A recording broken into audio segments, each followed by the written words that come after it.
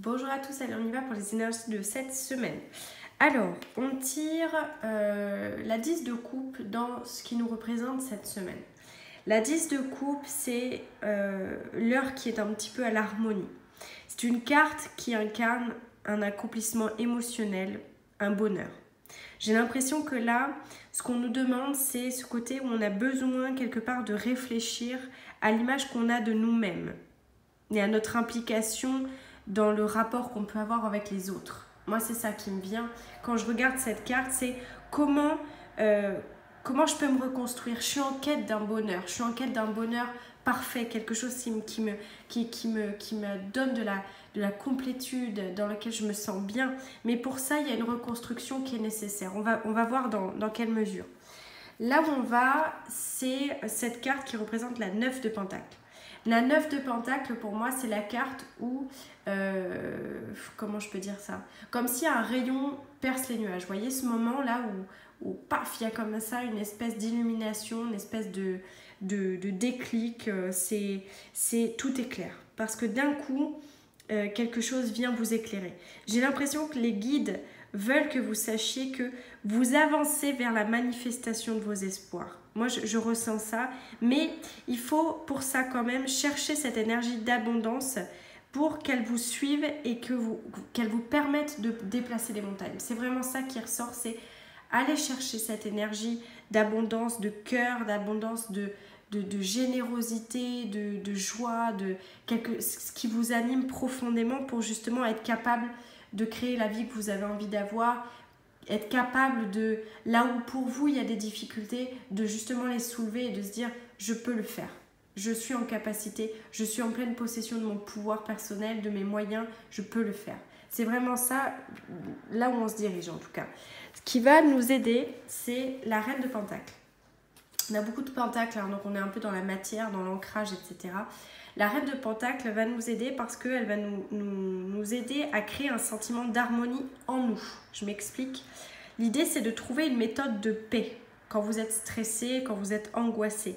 Cette reine-là, c'est une créatrice ultime justement des espaces qui sont sacrés. C'est une personne qui est là pour vous aider, c'est-à-dire que c'est une personne que vous pouvez invoquer quand vraiment vous êtes dans un moment d'angoisse profonde. Visualisez, fermez les yeux, visualisez comment vous créez un espace de sécurité à l'intérieur de vous. C'est vraiment ça qui se passe, c'est un travail de visualisation, c'est comment je stabilise ma situation en trouvant le pouvoir du calme, de la dignité et quelque part de l'enracinement.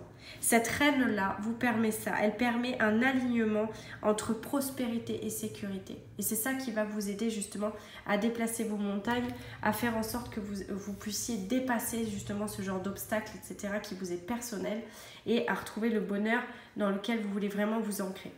En tout cas, en termes de défis, c'est assez drôle parce qu'on a la 8 de Pentacle. La 8 de Pentacle, c'est la patience par excellence. Observez vos progressions. On ne peut pas tous les jours être linéaire, aller bien, machin, faire en sorte que tout est ok, etc. Il y a forcément des jours qui sont un peu moins bien et c'est ok en fait. Si vous descendez d'une marche, peut-être que dans 3 jours vous allez monter de 2. C'est pas un problème, mais en tout cas, tranquille, arrêtez de vous mettre la pression. Justement, maîtrisez vos compétences que vous avez, donnez le temps au temps, de façon à pouvoir étudier votre situation, à pratiquer quelque chose qui peut vous permettre, comme la visualisation ou le travail de créer l'espace sacré en vous, justement d'arriver à justement améliorer votre vie afin de prospérer. C'est vraiment ça le défi en fait qui vous est donné. En termes relationnels, c'est assez beau ce qui sort, on a la 2 de coupe.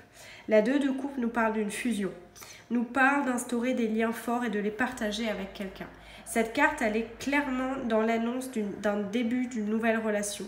On a une attirance, il y a l'union de 2 âmes qui sont semblables, qui se reconnaissent l'une en l'autre. C'est vraiment ce côté où il y a quelque chose de l'ordre de la passion et du dévouement qui arrive. Donc écoutez, on laisse comme ça en stand-by, c'est pas mal. Ce qui sort, c'est une belle annonce. En termes de professionnel, on a la vallée de bâton. La vallée de bâton, c'est les nouvelles idées. Bon, là, je pense qu'on est dans la période où c'est un peu la reprise générale. On a besoin de recréer du mouvement, de relancer la machine. Et l'idée, c'est que vous pouvez sentir une certaine angoisse, justement, à avoir aucun plan solide pour quelque part donner vie à vos idées, ou vous pouvez sentir un petit manque de motivation, mais c'est passager. C'est comme ça, c'est la reprise, il faut se remettre dedans, c'est la reprise du bain, comme on dit, c'est pas évident.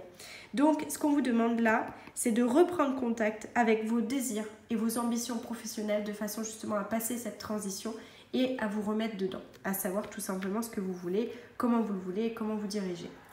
Le bilan de ce tirage, c'est la 2 d'eau. Je vous lis, une relation qui croit en intimité, pardon, résolution positive d'un conflit. J'ai pas l'impression qu'il s'agisse d'une relation avec quelqu'un d'autre. Je pense que c'est dans les relations interpersonnelles. C'est ce qui se passe en nous. Quelque chose est en train de bouger, comme une difficulté qui prend fin.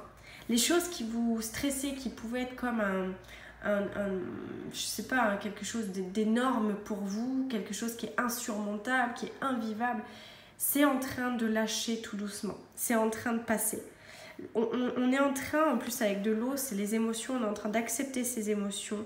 On est dans l'annonce d'un engagement durable avec soi-même, de comment je peux guérir, comment je peux avancer. Il y a une espèce de pardon là qui est accordé. On est clairement dans un processus de guérison. C'est comme un cadeau qui arrive, un cadeau inattendu, un cadeau qu'on n'espérait plus parce qu'on avait du mal. Il y a une délivrance. Moi, c'est ce que je ressens. Et dans cette délivrance, effectivement, on a la carte de la fleur de bac qui est Vine, qui peut nous accompagner. Donc je vous dis, je suis capable de laisser de l'espace à mon émotion afin qu'elle puisse s'exprimer. Je me libère de ma peur de perdre l'équilibre, j'accueille l'unité. On est dans une très belle carte. C'est une carte qui, Vine, en apparence, c'est un peu l'épicurien, c'est le bon vivant. Mais c'est le bon vivant il faut toujours qu'il aille au bout des choses. C'est renoncer, c'est pas une option. On doit y aller, on doit y aller, on doit y aller, on doit y aller. Et c'est à un moment donné au prix de ce qu'il est. Et en fin de compte, il a besoin de mettre ses émotions de côté. Mais ce qui se passe là, c'est justement, on vous demande d'être connecté à ce qui se passe à l'intérieur de vous, à créer un meilleur espace, à pas visualiser le pire des situations pour justement pouvoir profiter, partager et renaître, tout simplement. Donc cette carte, en fin de compte, cette fleur de bac, cet élixir, peut vous apporter cette notion nourricière. Elle peut vous apporter à créer du lien, à vous libérer de ce côté solitude, ce côté un peu abandonnique où on fuit quelque part, et à retrouver une unité, une complétude en soi. Donc c'est vraiment l'enjeu de cette semaine. C'est une très belle énergie, c'est une énergie d'ancrage, de travail personnel. Je pense qu'on est sur la bonne voie en tout cas pour entamer la deuxième partie de 2023. Voilà. Allez, à bientôt.